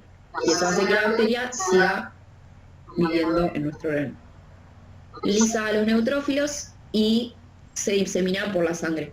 Y ahí siempre que la bacteria está en la sangre hablamos de bacteriemia, ¿sí? Llega la bacteria a la sangre. Bacteriemia, que la bacteriemia siempre se manifiesta con fiebre o con síntomas de fiebre, ¿sí? Entonces otro para asociar. De la sangre, la bacteria va a ir hacia distintos órganos, que son el hígado, el vasto y el hueso, donde se va a seguir replicando, y en esos lugares va a producir las manifestaciones. Que otra de las enfermedades que vuelve a aparecer son, otras cosas que vuelven a dar son granulomas. Los granulomas van a aparecer en estos órganos, hígado, vaso y hueso. Y también la forma del granuloma lo que nos va a permitir es contener a la brucela. ¿sí? Bien. Uy. Bueno, eso con Brucela tiene un montón de cosas más, pero para mí esto es lo importante y lo que yo le daría bola en Pato. Bien. Y ahora vamos a hablar un poco de hongos, o sea, ya acá terminamos con bacterias. Hongos, bueno, otro tema. Que bueno, dentro de la bolilla aparecían estos dos, histoplasmosis y coccidioidomicosis. Yo los puse juntos porque son hongos que producen manifestaciones, o sea, producen micosis, que bueno, la micosis es una enfermedad producida por hongos. Producen las micosis que se conocen como micosis profundas, ¿sí? Las micosis profundas tienen una serie de características, son endémicas en nuestro país, por eso es importante saber que existen. Y nada, estos hongos van a producir infecciones más profundas, son también hongos dimórfico-térmicos y que tienen principales afectaciones a nivel respiratorias. Por eso también les pongo ahí el pulmón para que cuando veamos respiratorio se acuerden que también existen estas infecciones. Bien, ¿alguno sabe lo que es hongo que sean dimórficos térmicos? Que cambiaban su estructura según el ambiente en el que se encontraban. O sea, la temperatura del ambiente. Bien, la temperatura, excelente. Va a depender de la temperatura. Según la temperatura a la que estén expuestos, van a tener una forma u otra. Bien, entonces tenemos histoplasmosis, que el agente productor es Histoplasma capsulatum. Y la coccidioidomicosis, que va a ser el Coccidioido immitis, ¿sí? Son dos patógenos distintos. Uno que produce la histoplasmosis y el otro que produce la coccidioidomicosis. Ambos hongos dimórfico-térmicos. Ahora, Histoplasma capsulatum es un hongo que son, esto que decíamos, las dos temperaturas. A 28 grados centígrados, que sería la forma saprofítica, que es la forma en la que la podemos encontrar en los suelos, va a ser un micelio filamentoso, ramificado, tabicado, que va a tener, más importante, las micro y macroconidias, que estas micro y macroconidias son las formas de infección, ¿sí? Es la forma infectante del hongo. A 28 grados. A 37 grados, que va a ser nuestra temperatura, que es la forma parasitaria, lo vamos a encontrar en forma de levadura, ¿sí? Y es una levadura intracelular, es decir, que lo vamos a ver adentro de nuestras células y en este caso va a estar dentro de los macrófagos. Bien, entonces, eso por un lado. Eso, histoplasma capsulatum. Coccidioidomicosis va a ser también un micelio filamentoso ramificado tabicado, que la forma de infección van a ser las clamidioartroponidias, ¿sí? Que van a estar presentes en los suelos. Y a 37 grados van a tener una estructura, que son los esporangioesporas. El esporangioespora es una estructura que va a tener una membrana, un esporangio, que en su interior va a tener a las esporas. Que cuando el esporangio se rompe, libera las esporas y eso permite que sigan reproduciéndose el hongo en el organismo, porque estamos hablando de 37 grados. Bien. Y acá entonces, para que se acuerden, dimórficos térmicos, dos formas distintas. A 28 grados es la fase infectante o saprofítica, así lo van a encontrar en el suelo. Y a 37 grados es la forma parasitaria, que generalmente por estas infecciones se producen a nivel pulmonar, ¿sí? Tengan en cuenta eso. Bien. En el caso de Histoplasma capsulatum, como les dije, es una levadura intracelular, va a sobrevivir adentro de los macrófagos y va a formar esta estructura que es el histoplasmoma. Se los pongo porque nada, es algo que se puede visualizar en el histopatológico, digamos. Entonces podríamos ver el hongo adentro del macrófago. Y eso es lo que sería el histoplasma. Bien. Entonces, la forma de transmisión de estos hongos va a ser por la vía aérea. En el caso de Histoplasma capsulatum, acá les pongo una hermosa paloma, que va a estar, o sea, el hongo va a estar en las palomas y se puede contagiar por las excreciones o los excrementos de la paloma, que van a eliminar las eyecciones y dentro de las eyecciones van a tener el hongo, ¿sí? Histoplasma capsulatum. En nuestro país se encuentra en lo que es la pampa húmeda, más que nada provincia de Buenos Aires, y bueno, siempre personas que estén en contacto con palomas. Y en cambio el Coccidioidomicosis se da más que nada en la región de Cuyo. Esto tiene importancia porque en la región de Cuyo va a ser como climas más secos, áridos, que va a permitir la dispersión de las esporas. Como que tienen periodos de lluvia donde se desarrolla el hongo, se seca, viene toda la sequía y en la sequía se forman las clamidioartroponidas, van a producir las esporas y las esporas van a diseminar por los suelos y eso es lo que nos vamos a contagiar, digamos, y que va a tener su forma parasitaria a nivel pulmonar. Bien, ahí de vuelta se los puse como para comparar ambos, pero bueno, tienen algunas cosas en común. Bien. Son hongos que van a producir micosis profundas. En cuanto a la clínica, podemos ver una etapa, o sea, puede cursar de manera asintomática, puede ser aguda, puede ser crónica o puede ser diseminada. Y acá volvemos a lo mismo. La manifestación que produzca va a depender de la inmunidad, ¿sí? Dependiendo de cada persona. Entonces, generalmente igual la forma aguda la vamos a ver, acá les puse por colores, no sé si se dieron cuenta, esto sería, el verdecito sería el Histoplasma capsulatum y el rosita es el Coccidioides immitis, para que vean más o menos que son similares igual las formas que pueden dar. La forma aguda es una infección respiratoria leve, en Coccidioides la comparan con una neumonía, y también tiene sus formas crónicas que van a producir granulomas que son más similares a la tuberculosis. Igualmente también Coccidioides immitis produce granulomas. Y las formas diseminadas se va a dar sobre todo en inmunocomprometidos, ¿sí? Por eso también se dice que las micosis profundas o estos hongos también pueden ser agentes oportunistas. ¿Por qué? Porque infectan a inmunocomprometidos. O sea, en los inmunocomprometidos pueden producir las formas más graves de infección. Por ejemplo, bueno, Coccidioides immitis puede dar diseminación, todos pueden dar diseminación a otros órganos, pero bueno, Coccidioides infecta más a piel y mucosas. Bien. Bueno, y estos fueron los hongos que aparecen en las bolillas. Bien. No sé si hay alguna pregunta, ¿les quedó claro? ¿Quieren que vuelva algo?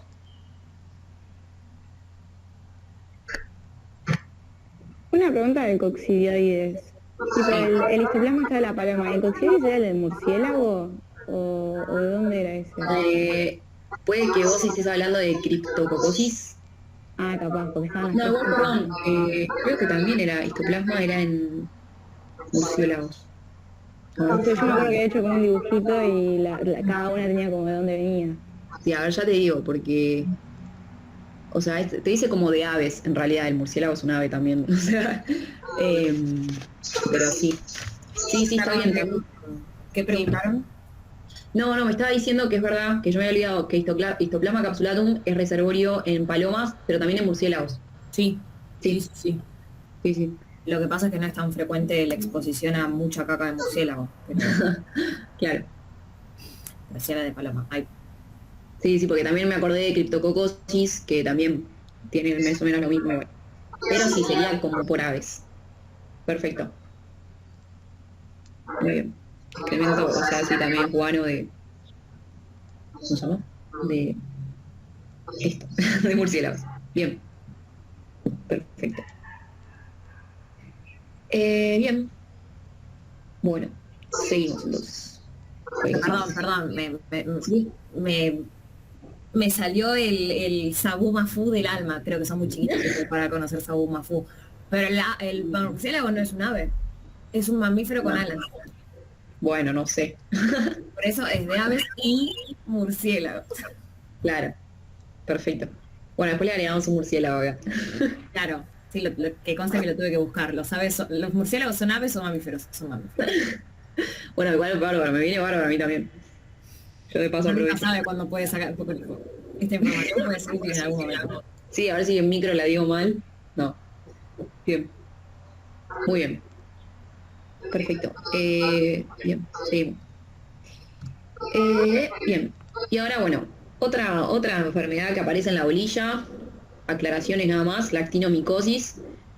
Todos porque dice micosis, pensamos en un hongo, pero no es un hongo. Está producida por Actinomycetes israeli, que, bueno, ahí se los aclaro, es una bacteria. Va a ser flora endógena, o sea que lo vamos a tener en nuestro organismo, y lo vamos a tener dentro de lo que es la boca, el intestino y la vagina.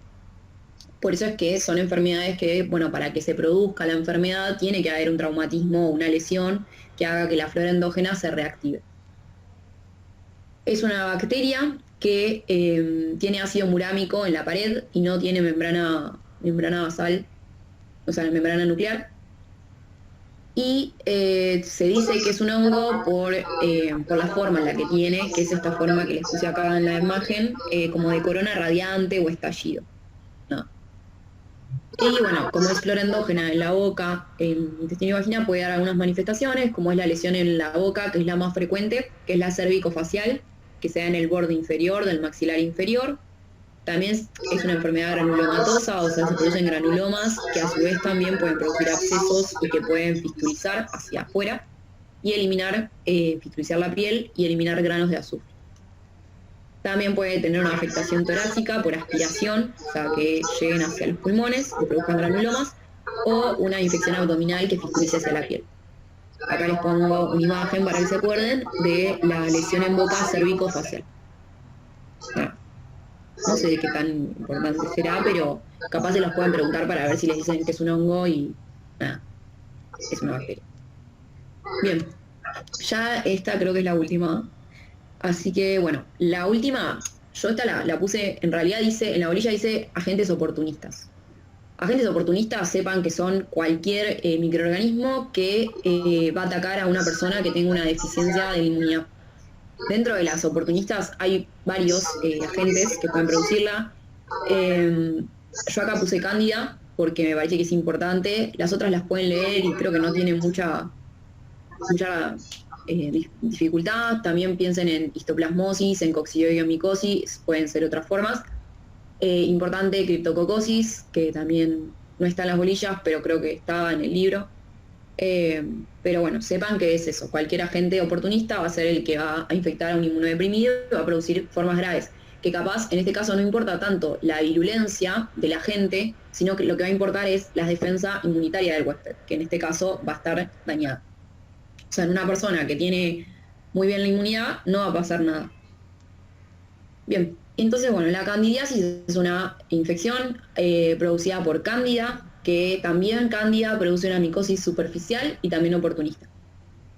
La especie más frecuente es la cándida albicans, que es una levadura, y acá en este caso cándida, como sabemos, tiene reservorio como la piel y las mucosas, o sea, lo podemos encontrar formando parte de nuestra flora endógena. Por eso también cuando hablábamos de las generalidades decíamos que, no sé, comensalismo o algunas definiciones que puedan dar, bueno, las pueden también acá incluir. Son microorganismos que van a estar presentes, o sea, forman parte de nuestra flora endógena. Y la podemos encontrar en piel, mucosas, y bueno, también es importante porque la podríamos ver también en el exocervix. Que lo vamos a ver después.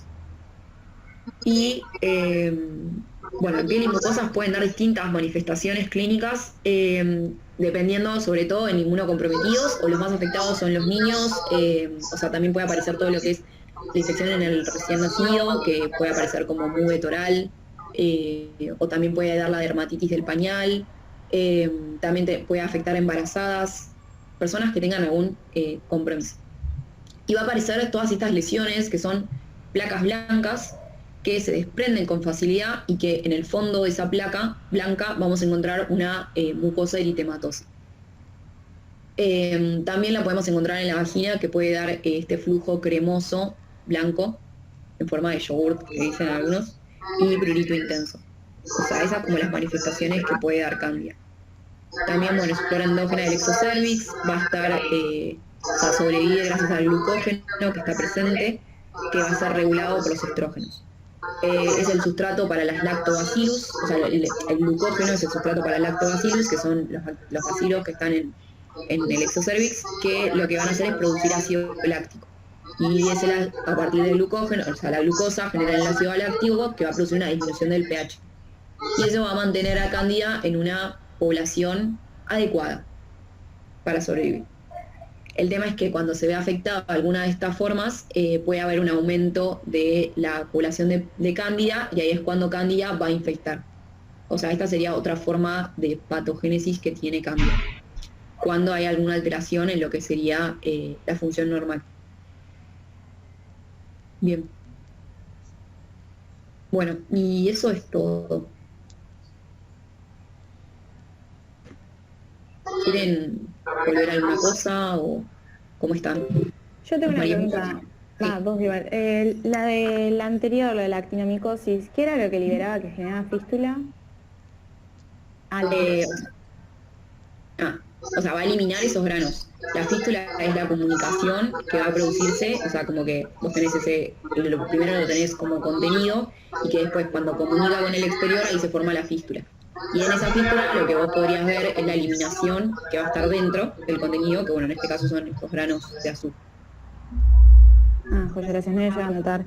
Y después en lo del muguet oral en cándida, había que hacer como diagnóstico con leucoplasia, ¿cuál era la leucoplasia esa?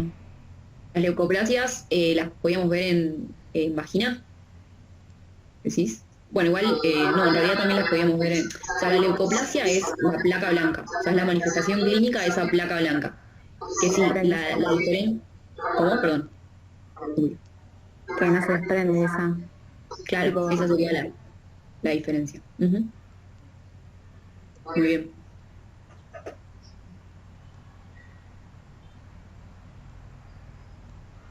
Muy bien. ¿Alguna otra pregunta?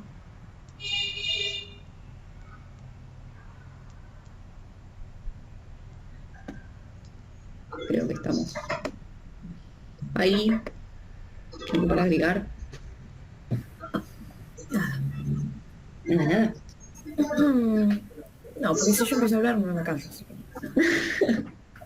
termino hablando de pelotudeces, así que no. Todo Bueno, perfecto.